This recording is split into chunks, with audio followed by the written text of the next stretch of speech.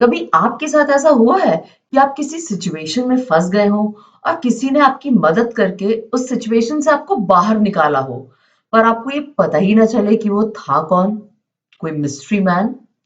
हमारा आज का वीडियो भी ऐसी एक स्टोरी के बारे में है। हेलो माय डियर लर्नर्स, कैसे हैं आप सब? This is Saumya and welcome to English over chai. आज हम डिस्कस करेंगे CBSE class 10th first flight book का third chapter two stories about flying का second part, black aeroplane, written by Frederick Forsyth. तो ये जो चैप्टर है ये दो पार्ट्स में डिवाइडेड था। फर्स्ट पार्ट मैं ऑलरेडी डिस्कस कर चुकी हूँ, आपको मैं डिस्क्रिप्शन बॉक्स में फर्स्ट पार्ट का लिंक मेंशन कर दूंगी, आप वो पार्ट जाके देख सकते हैं। और आज हम डिस्कस करेंगे इस वीडियो में सेकंड पार्ट, ब्लैक एरोप्लेन। तो इस स्टोरी में भी एक मिस्ट्री मैन है। अब वो किसकी हेल्प करता है और कैसे उसे उस सिचुएशन से बाहर निकालता है, ये जानेंगे हम आज इस स्टोरी के जरिए। तो चलिए let's begin with today's video.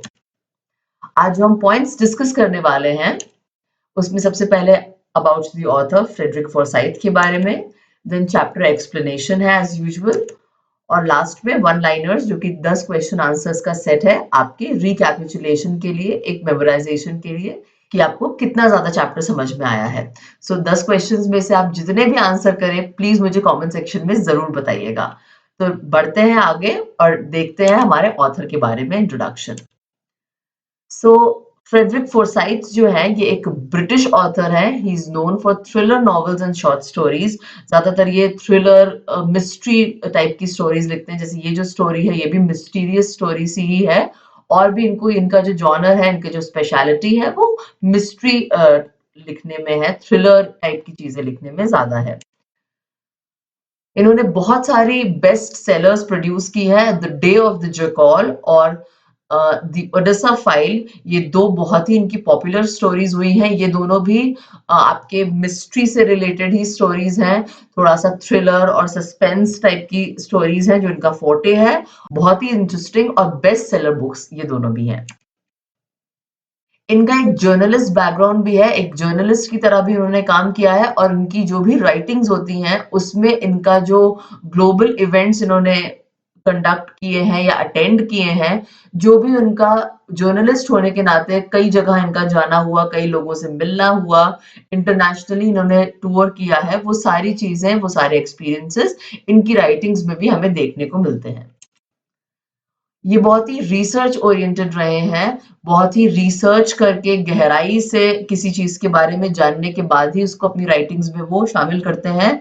जो भी रियल वर्ल्ड के जो भी इवेंट्स होते हैं, एस्पियोनाज और मिलिट्री डिटेल्स भी उनकी नॉवेल्स में हमें देखने को मिलता है। एस्पियोनाज का मतलब होता है कि आप जब किसी दूसरे देश के बारे में सीक्रेट इंफॉर्मेशन कोई हासिल करते हैं सीक्रेट वे में, जैसे कि गुप्तचर जिनको हम कहते हैं हिंदी में, सीक्रेट तरीके से, उसको हम एस्पियोनाज कहते हैं। और तो जो भी मिलिट्री डिटेल्स या एस्पियोनाज से रिलेटेड ये सब जो बैकग्राउंड होते हैं ना, इस तरह की जो स्टोरीज होती हैं, ये ज्यादा अपने नॉवेल्स में लिखना पसंद करते हैं। So let's begin with the chapter explanation now. The moon was coming up in the east behind me, and stars were shining in the clear sky above me. There wasn't a cloud in the sky. I was happy to be alone, high up above the sleeping countryside. I was flying my old Decoda aeroplane over France back to England. अब यहाँ पे जो ये paragraph में क्या चल रहा है मैं आपको बता देती हूँ। एक ये जो आई वॉज है, ये फर्स्ट पर्सन में स्टोरी लिखी गई है। एक पायलट है जो कि एक एरोप्लेन इस समय उड़ा रहा है। I was flying my old Dakota aeroplane, इससे समझ आ रहा है कि एक पायलट है, वो एरोप्लेन उड़ा रहा है। और वो क्या कह रहा है कि जो मून है, it was coming up in the east behind me, मेरे पीछे मैं देख सकता हूँ कि ईस्ट है, वहां से चांद निकल रहा है, तारे जो हैं वो चमक रहे हैं, आसमान एकदम साफ है, और एक भी बादल मुझे स्काई में नहीं दिख रहा है। यानी कि वो आराम से, उसको साफ सब क्लियर नजर आ रहा है और वो अपना प्लेन उड़ा रहा है। I was happy to be alone, high up above the sleeping countryside. Sleeping countryside से यहाँ पे क्या मतलब है कि रात का समय है। Of course moons and stars है तो रात का ही समय होगा कि पूरी दुनिया सो रही है। जो कंट्री साइड है यानी कि पूरा जो नीचे का जमीन, मतलब जो लोग रह रहे हैं वो सब सो रहे हैं, रात का टाइम हो गया है। और मैं बहुत खुश हूँ कि मैं ऊपर आसमान में अकेला उड़ रहा हूँ। मैं अपना ओल्ड डेकोटा एरोप्लेन उड़ा रहा हूँ। डेकोटा एक टाइप ऑफ एरोप्लेन होता है, इस तरह का जो प्लेन होता है ये डेकोटा, आप इसको इसका एक टाइप कह सकते हैं, इसका नाम होता है। वो उड़ा रहा था कहाँ पे? Over France back to England, यानी कि वो फ्रांस से आ रहा था और इंग्लैंड की तरफ जा रहा था। वो उसने टेक ऑफ किया था फ्रांस से और अब वो आगे इंग्लैंड की तरफ जा रहा था उसको लेके, उस प्लेन को। I was dreaming of my holiday and looking forward to being with my family. I looked at my watch, 1:30 in the morning. अब वो बता रहा है कि मैं जब वो प्लेन उड़ा रहा है तो कह रहा है कि मैं ड्रीम कर रहा हूँ, मैं एकदम ऐसे खोया हुआ, मैं इमेजिन कर रहा हूँ अपनी छुट्टियों को लेकर के, अपने हॉलीडेज को लेकर के, and I am looking forward कि मैं जब इंग्लैंड पहुंचूंगा तो अपनी फैमिली से जाकर के वहां मिलूंगा, and I will be there with my family, उनके साथ में अपना समय बिताऊंगा। उसके बाद वो कहता है कि मैंने अपने घड़ी में जब समय देखा तो 1:30 इन द मॉर्निंग, यानी कि 1:30 एएम हो रहा था, रात का 1:30 बज रहा था। मॉर्निंग क्यों है? क्योंकि 12 बजे के बाद सुबह हो जाती है, मतलब 12 बजे के बाद दिन चेंज हो जाता है, तो मॉर्निंग के टाइम में 1:30 हो रहा था, 1:30 एएम का टाइम था। I should call Paris control soon. अब उसने मन में क्या सोचा कि मुझे पेरिस कंट्रोल को तुरंत कॉल करना चाहिए। क्यों? क्योंकि वो फ्रांस से उड़ के आ रहा है, तो वहां पे जो कंट्रोल रूम है पेरिस से, में भी वो उसने अपना प्लेन को टेक ऑफ किया होगा, तो वहां पर जो उसका कंट्रोल रूम है, अगर आप में से बहुत से लोगों को नहीं पता हो तो मैं बता देती हूँ कि जब भी आप कोई जो भी प्लेन्स उड़ते हैं, जो भी एयरक्राफ्ट्स होते हैं, तो उनके कंट्रोल रूम होते हैं उन जगहों से। तो जो पूरा प्लेन का पूरा वो जो एक ट्रैजेक्टरी होती है, जो एक पाथ होता है जो वो आसमान में उड़ रहा है, उसको बराबर मॉनिटर किया जाता है। इस तरह के स्टेशंस बने होते हैं, कंट्रोल रूम्स होते हैं। जब भी कोई प्लेन टेक ऑफ करता है और जहाँ कहीं भी लैंड करता है, टेक ऑफ से लेके लैंडिंग तक जो पूरा उसका सफर है आसमान में, वो लगातार मॉनिटर होता रहता है और रडार के थ्रू कांटेक्ट करते रहते हैं कंट्रोल रूम से पायलट को। जो वहां के लोग होते हैं कंट्रोल रूम के, वो पायलट से लगातार कांटेक्ट में होते हैं कि अब तुम वेस्ट जाओ, थोड़ा सा इधर जाओ, उधर जाओ। वहां से उनको इंस्ट्रक्शन मिलते हैं और तब पायलट उस हिसाब से अपने एरोप्लेन को उड़ाते हैं। तो वो भी यही कह रहा है कि मुझे पेरिस में जो कंट्रोल रूम है वहां पे मुझे कॉल करना चाहिए, मतलब उनके कांटेक्ट में रहना चाहिए। आई थॉट, उसने ऐसा सोचा। As I looked down past the nose of the aeroplane, I saw the lights of a big city in front of me. अब इसका क्या मतलब है कि उसने, उसका कहने का मतलब है कि जब मैंने खिड़की से बाहर की तरफ देखा, तो जब नीचे की तरफ मैंने देखा तो मुझे एक बड़ा सा शहर दिखा, लाइट्स जलते हुए दिखी।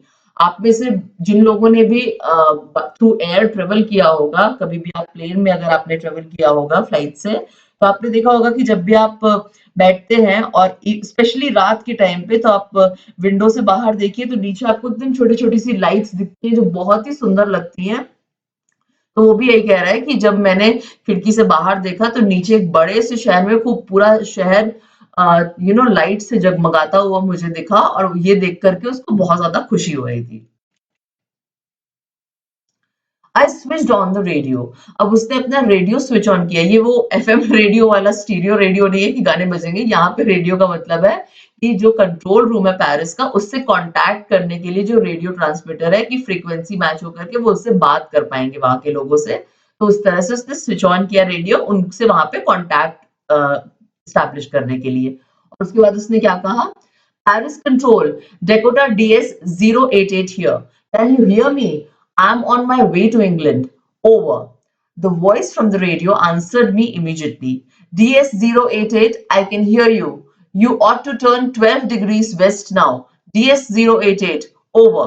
तो अब उसने जब रेडियो ऑन किया तो उसने उस पे क्या कहा रेडियो पे कि पेरिस कंट्रोल, यानी कि पेरिस का जो कंट्रोल रूम है, ये डेकोटा DS-088 हियर, यानी कि उसने अपने जो एयरक्राफ्ट है, जो एरोप्लेन है, उसका नाम बताया कि डेकोटा DS-088 वो प्लेन का नंबर होगा। अपना नाम वो पायलट नहीं बताएगा, जो वो एयरक्राफ्ट उड़ा रहा है, जो एरोप्लेन लेके जा रहा है, वो उसी के नाम पे, क्योंकि वो जो कंट्रोल रूम से देख रहे हैं वो उसी एरोप्लेन को देख रहे हैं कि हाँ भाई ये डेकोटा DS-088 प्लेन है, उसमें कोई भी पायलट हो, उसका कोई भी नाम हो। तो उस पायलट ने भी यही किया, उसने अपना नाम नहीं बताया, उसने कहा डेकोटा DS-088 हियर, यानी कि ये प्लेन से बात हो रही है। क्या आप मुझे सुन सकते हैं? मैं अपने रास्ते में हूँ, इंग्लैंड की तरफ में जा रहा हूँ। ओवर। इस तरह से मिलिट्री में, या आप देखिए कुछ भी ऐसा इस तरह के जो एयरक्राफ्ट में लोग होते हैं, पायलट्स वगैरह, वो इसी तरह से ओवर एंड आउट इस तरह से बोलते हैं। तो जैसे ही उसने अपनी बात कही, तुरंत ही रेडियो से उसको एक आवाज सुनाई दी, तुरंत ही उसको इसका रिस्पॉन्स मिला, यानी कि कंट्रोल रूम में उसकी बात पहुंच गई थी, कम्युनिकेट हो गई थी, और वहां से उन लोगों ने रिप्लाई किया, और उन लोगों ने क्या कहा, DS-088 I can hear you, कि हाँ DS-088 हम लोग आपको सुन सकते हैं, you ought to turn 12 degrees west now. अब वो वहां से उसको डायरेक्शंस बता रहे हैं। मैंने आपको पहले ही बताया था कि जो कंट्रोल रूम्स होते हैं, वो पूरा उनकी जो ट्रैजेक्टरी है, जो एरोप्लेन्स उड़ रहे हैं आसमान में, पूरा उनको मॉनिटर करता है, बराबर उन पे नजर रखता है कि वो कहाँ पे किस डायरेक्शन में जा रहे हैं। तो वो कहते हैं कि अब आप वेस्ट की तरफ, 12 डिग्री वेस्ट की तरफ अपना प्लेन टर्न कर लीजिए, DS-088 ओवर। तो वो वहां से उसको डायरेक्शन बता रहे हैं कि अब तुम इस रास्ते पे मुड़ो, अब तुम उस रास्ते पे मुड़ो, इस तरह से पायलट को कंट्रोल रूम से इंस्ट्रक्शन मिल रहा है, और वो उसी इंस्ट्रक्शंस को फॉलो कर रहे हैं। सारे पायलट्स यही करते हैं, इसी तरह से एरोप्लेन उड़ता है। I checked the map and the compass, switched over to my second and last fuel tank, and turned the Dakota 12 degrees west towards England. I'll be in time for breakfast, I thought. A good big English breakfast. अब वो क्या कहता है कि उसने कहा कि जब उन वहां से कांटेक्ट स्टैब्लिश हो गया और उन्होंने कहा कि आप 12 डिग्री वेस्ट की तरफ अपना ट्रेन टर्न कर लीजिए, तो उसने कहा कि मैंने मैप को चेक किया, फिर मैंने कंपास चेक किया। कंपास भी पायलट्स रखते हैं, या आप उनको अगर पता हो तो शिप से जो लोग ट्रेवल करते हैं वो भी अपने साथ कंपास रखते हैं डायरेक्शंस को पता करने के लिए। तो उसने भी मैप चेक किया, कंपास चेक किया, और उसने क्या किया कि जो उसका लास्ट फ्यूल टैंक था, यानी कि जो फ्यूल था उसमें अब ऑलमोस्ट खत्म था, तो जो दूसरी टंकी थी उसके फ्यूल की, सेकंड एंड लास्ट, यानी कि जो फर्स्ट फ्यूल टैंक था वो हमें पता चल रहा है कि खत्म हो चुका है, अब ये सेकंड और लास्ट फ्यूल टैंक है, उसको उसने स्विच ओवर कर दिया, यानी कि अब उस पे उसने लगा दिया, और फिर उसके बाद डेकोटा जो अपना एयरक्राफ्ट था उसको 12 डिग्री वेस्ट की तरफ, इंग्लैंड की तरफ घुमा दिया। और वो बनी मन उसने सोचा कि मैं ब्रेकफास्ट तक तो बिल्कुल टाइम पे मैं पहुंच जाऊंगा, एक अच्छा सा बड़ा सा इंग्लिश ब्रेकफास्ट, यानी कि वो आगे लुक फॉरवर्ड कर रहा है कि वो अपनी फैमिली से मिलेगा और उनके साथ बैठ करके अच्छा सा एक इंग्लिश ब्रेकफास्ट करेगा। ये सब सारी चीजें वो अपने मन में सोच रहा है। Everything was going well. It was an easy flight. Paris was about 150 kilometers behind me when I saw the clouds, storm clouds. They were huge. They looked like black mountains standing in front of me across the sky. अब वो कहता है कि सब कुछ अच्छा जा रहा था, बहुत ही इजी सी फ्लाइट थी। मेरे पीछे मैं 150 किलोमीटर, पेरिस 150 किलोमीटर दूर था मुझसे, और मैं यानी कि पेरिस से निकले हुए, अब उसको जो हवा में वो था वो 150 किलोमीटर उसने सफर तय कर लिया था, और इतना ही टाइम हुआ था, अचानक से उसको सामने क्या दिखते हैं, बड़े बड़े बादल दिखते हैं, तूफानी बादल दिखते हैं, स्टॉर्म क्लाउड्स दिखते हैं, बहुत बड़े बड़े ब्लैक कलर के पहाड़ जैसे, माउंटेन्स जैसे वो दिख रहे थे, और वो उसके ठीक सामने आसमान में चारों तरफ फैले हुए, पूरे में फैले हुए दिखाई दे रहे थे। I knew I could not fly up and over them, and I did not have enough fuel to fly around them to the north or south. I ought to go back to Paris, I thought, but I wanted to get home. I wanted that breakfast.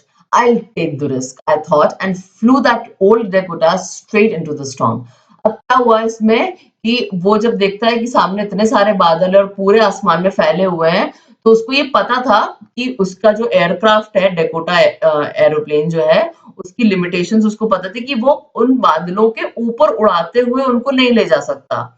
उसकी plane की अपनी limitations थी कि I could not fly up and over them, कि उन clouds को के ऊपर से निकाल नहीं सकता वो एरोप्लेन, और इतना उसके पास फ्यूल नहीं बचा था, क्योंकि वो सेकंड और लास्ट फ्यूल टैंक उसने स्विच ऑन कर दिया था, तो अब इतना भी फ्यूल नहीं था कि वो उसके अराउंड, यानी कि जो बादल जैसे आसमान में है उसके उनके अगलग से घुमा करके पूरा रास्ता उसको निकाल सके, कि जितने हिस्से में बादल है उतना पूरा वो टर्न करे और दूर ले जाए एकदम एयरक्राफ्ट, की वो बादलों के उससे हट करके, और तब वो लैंड करे, इतना फ्यूल नहीं बचा था।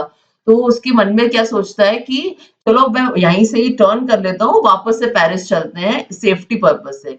लेकिन फिर उसने अगले ही पल सोचा कि मुझे घर जाना है, मुझे तुरंत ही घर पहुंचना था, मुझे वो ब्रेकफास्ट करना था, अपनी फैमिली के साथ समय बिताना था। तो उसने सोचा कि चलो ये रिस्क ले ही लेते हैं। उसने वो रिस्क लेना ठीक समझा और वो उस ओल्ड डेकोटा को लेकर के सीधे वो जो तूफान था बादलों का, उसमें सीधे वो घुस गया उसको लेके। Inside the clouds, everything was suddenly black. It was impossible to see anything outside the aeroplane. The old aeroplane jumped and twisted in the air. I looked at the compass. I couldn't believe my eyes. The compass was turning round and round and round. अब वो जो aeroplane था उसको लेके वो clouds में घुस तो गया और जैसे ही वो बादलों के अंदर गया सब कुछ एकदम काला हो गया, उसको कुछ भी नहीं दिखाई दे रहा था।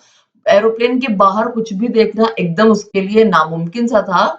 दी ओल्ड एरोप्लेन यानी कि वो जो उसका पुराना सा डेकोटा एरोप्लेन था वो अचानक से उछला और हवा में ट्विस्ट हो गया।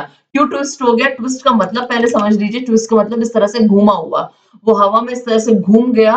क्यों? क्योंकि इतना तेज तूफान था और वो गोल गोल बादलों का तूफान आ रहा था, जिसकी वजह से उसका जो एयरक्राफ्ट था वो भी जम करके हवा में इस तरह से घूमने लगा। अब उसने कंपास की तरफ देखा तो उसको अपनी आंखों पे विश्वास ही नहीं हुआ। क्यों? क्योंकि कंपास जो था वो भी राउंड राउंड राउंड इस तरह से घूम रहा था और वो भी डायरेक्शंस बता ही नहीं रहा था। कि उसको पता ही नहीं लग रहा था कि वो किस डायरेक्शन में है, ईस्ट, नॉर्थ, वेस्ट, साउथ कहाँ है, उसको कुछ समझ नहीं आ रहा था। कंपास भी इस तरह का आपने देखा होगा स्ट्रक्चर होता है, तो ये भी जो कंपास है ये गोल गोल इसकी सुइयां घूम रही थी, उसको पता ही नहीं चल रहा था कि वो किस डायरेक्शन में है। It was dead. अब वो जो कंपास था वो खराब हो चुका था, डेड हो चुका था। इट कुड नॉट वर्क, वो काम नहीं कर रहा था। The other instruments were suddenly dead too. I tried the radio. Paris control, Paris control, can you hear me? There was no answer. The radio was dead too. अब पहले तो compass dead हो गया, वो काम नहीं कर रहा था। धीरे धीरे करके अचानक से क्या हुआ कि सारे ही इंस्ट्रूमेंट्स जो उसके पास थे वो भी डेड हो गए, खराब हो गए। फिर उसने रेडियो ट्राई किया और रेडियो पे कांटेक्ट करने की कोशिश की। उसने कहा पैरिस कंट्रोल, क्या आप मुझे सुन सकते हैं? लेकिन वहां से भी उसको कोई जवाब नहीं आया। इसका क्या मतलब हुआ कि रेडियो भी डेड हो चुका था, उसने भी काम करना बंद कर दिया था। I had no radio, no compass, and I could not see where I was. I was lost in the storm. Then, in the black clouds quite near me, I saw another aeroplane. It had no lights on its wing, but I could see it flying next to me through the storm. I could see the pilot's face turned towards me.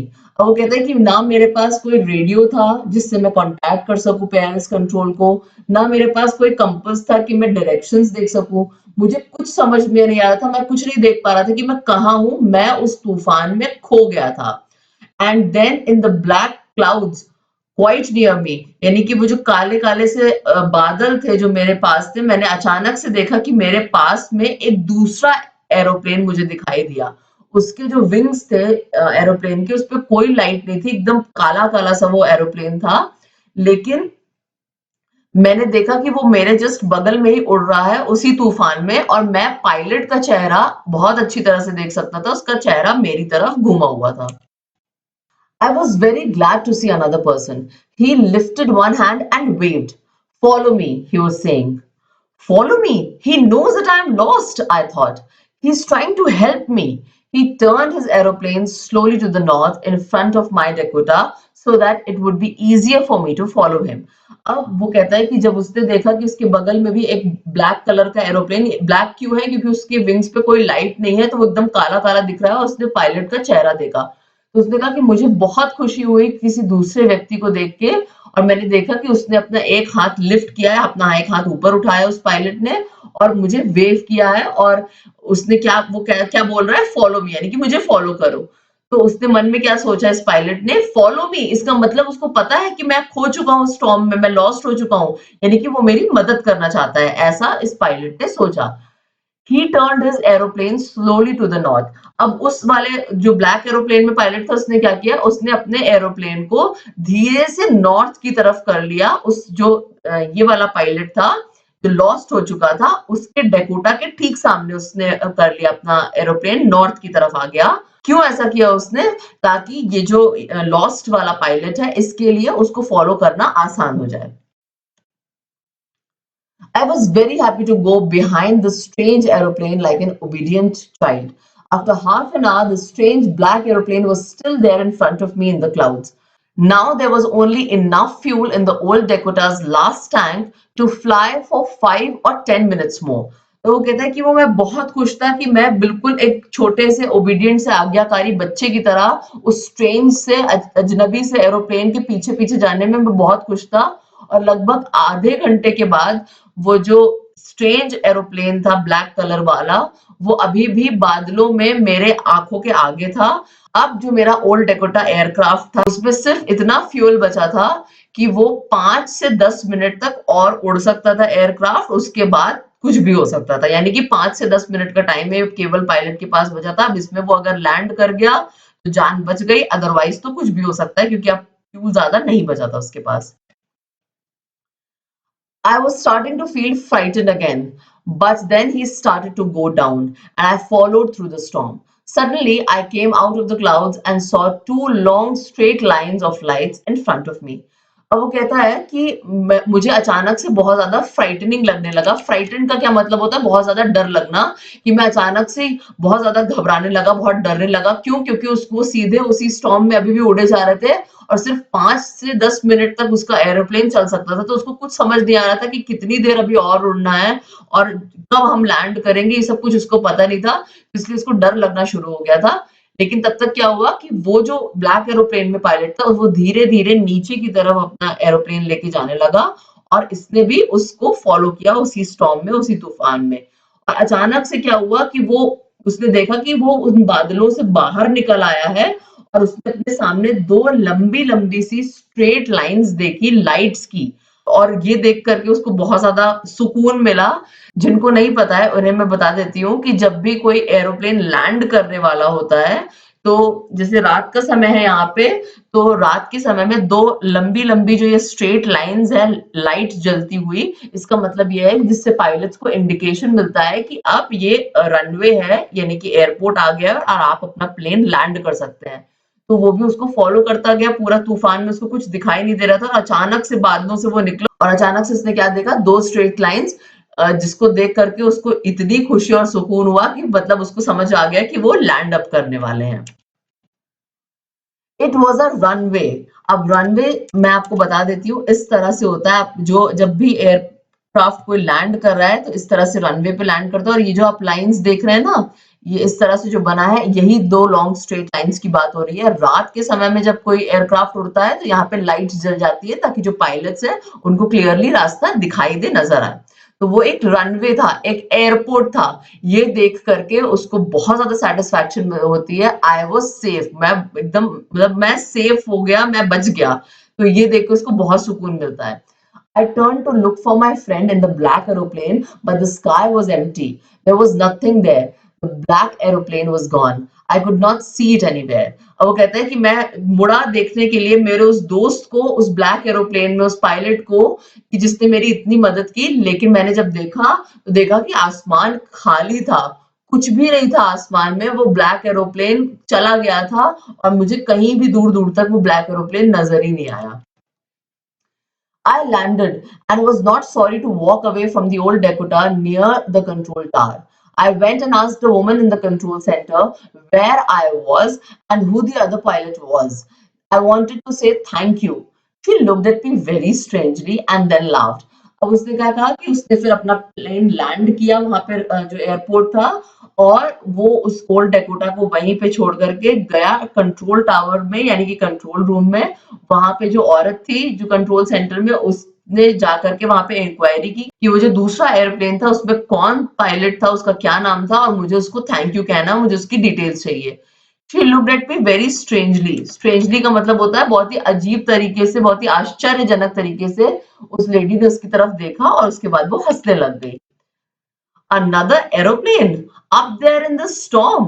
No other aeroplanes were flying tonight. Yours was the only one I could see on the radar. अब उस औरत ने क्या उसको जवाब दिया? दूसरा aeroplane इस तूफान में वहां ऊपर कोई भी एरोप्लेन आज रात में फ्लाई नहीं कर रहा है। सिर्फ तुम्हारा ही एरोप्लेन था जो मुझे अपने रडार में, यानी कि जो उसका रेडियस था, जो मॉनिटर कर रहे थे उसकी रेंज को, वो उसमें उस रडार में उस एरिया में मुझे सिर्फ तुम्हारा एरोप्लेन दिख रहा था और कोई दूसरा एरोप्लेन तो था ही नहीं वहां पे। So who helped me to arrive there safely without a compass or a radio and without any more fuel in my tanks? Who was the pilot on the strange black aeroplane flying in the storm without lights?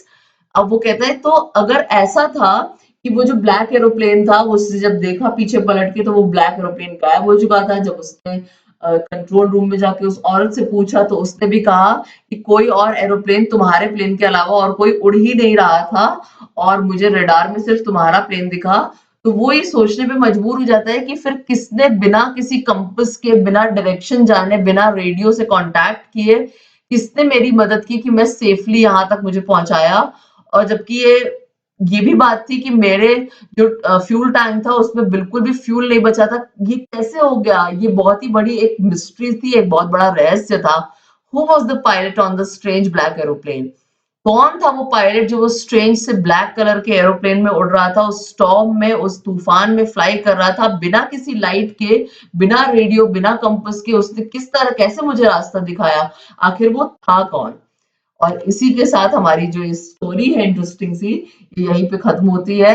यानी कि हमें last तक story में ये नहीं पता चलता है कि वो ब्लैक एरोप्लेन का पायलट कौन था और किसने इस पायलट की हेल्प की थी सेफली लैंड करने में। सो आई होप आपको ये स्टोरी बहुत पसंद आई होगी। मुझे तो बहुत पसंद आई, मुझे बहुत मजा आया स्टोरी पढ़ने में। चलिए अब आगे बढ़ते हैं with our one liners. Who is the author of two stories about flying the black aeroplane? कौन थे ऑथर इस स्टोरी के? Frederick Forsyth. What is the main setting of the story? Main setting क्या है स्टोरी की? The story takes place in an aeroplane flying over a storm. एक aeroplane में पूरी स्टोरी हो जाती है जो कि एक तूफान में फ्लाई कर रही है। What is the protagonist profession? जो प्रोटैगनिस्ट है उसका प्रोफेशन क्या है? प्रोटैगनिस्ट अगर आप में से बहुत से लोगों को नहीं पता हो तो मैं बता देती हूँ। प्रोटैगनिस्ट का मतलब होता है मेन लीड। जैसे कि कोई आप मूवी देखते हैं उसमें जो हीरो है वो मेल प्रोटैगनिस्ट होता है और फीमेल जो हीरोइन होती है वो फीमेल प्रोटैगनिस्ट होती है, यानी कि जो मेन रोल प्ले कर रहे हैं। तो प्रोटैगनिस्ट जो मेन लीड है उसका क्या प्रोफेशन है? वो एक पायलट है। Why does the pilot want to reach England quickly? क्यों पायलट इंग्लैंड जल्दी पहुंचना चाहता है? He wants to have a big English breakfast with his family. अब उसको अपनी फैमिली के साथ अच्छा सा इंग्लिश ब्रेकफास्ट करना है, इसलिए वो वहां जल्दी पहुंचना चाहता है। What problem does the pilot face when flying through the storm? क्या पायलट प्रॉब्लम फेस करता है जब वो स्टॉर्म में फ्लाई कर रहा होता है? उसका जो कंपास और दूसरे इंस्ट्रूमेंट्स होते हैं उन्होंने काम करना बंद कर दिया होता है। What does the pilot see inside the storm clouds? Pilot को स्टॉर्म क्लाउड्स के अंदर जब वो होता है, जब सब कुछ काला नजर आ रहा होता है, तब उसे क्या दिखता है? He sees another black aeroplane flying nearby. वो अचानक से उसको दिखता है कि एक ब्लैक कलर का दूसरा एरोप्लेन भी उसके पास में उड़ रहा है। How does the other pilot in the black aeroplane help? कैसे जो ब्लैक एरोप्लेन में जो दूसरा पायलट है उसकी हेल्प कैसे करता है? He guides the lost pilot through the storm. पूरे तूफान में वो उस lost pilot को गाइड करके सही सलामत पहुंचाता है। What does the black aeroplane do as the fuel runs low? जब फ्यूल कम होता है तो ब्लैक एरोप्लेन क्या करता है? It leads the pilot to the runway. तो वो पायलट को रनवे की तरफ लीड करता है। वो धीरे धीरे नीचे उतरना शुरू होता है और लीड करके पायलट को रनवे पे पहुंचाता है और उसको सेफली लैंड करवाता है। What happens to the black aeroplane once they land safely? जब एक बार वो सेफली लैंड कर जाता है तो ब्लैक एरोप्लेन को क्या हो जाता है? वो अचानक से गायब हो जाता है और पायलट भी कभी भी आइडेंटिफाई नहीं हो पाता है, कोई नहीं जान पाता है कि उस ब्लैक एरोप्लेन में कौन था। What is the mystery at the heart of the story? अब स्टोरी में क्या रहस्य है, क्या मिस्ट्री है? जो मिस्ट्री है वो है उस पायलट की आइडेंटिटी, यानी कि वो पायलट था कौन जो ब्लैक एरोप्लेन में था और उस पायलट ने उसकी मदद क्यों की, क्या पर्पस था उस पायलट का। ये बहुत बड़ा एक राज है, एक रहस्य है जो लास्ट तक सॉल्व नहीं होता और हमें पता नहीं है कि उसमें क्या हुआ उस समय और वो पायलट कौन था, उसने उसकी मदद क्यों की। So with this we have come to an end of today's video. अगर आपको ये वीडियो पसंद आई हो तो प्लीज लाइक, शेयर और सब्सक्राइब जरूर करिएगा इस चैनल को।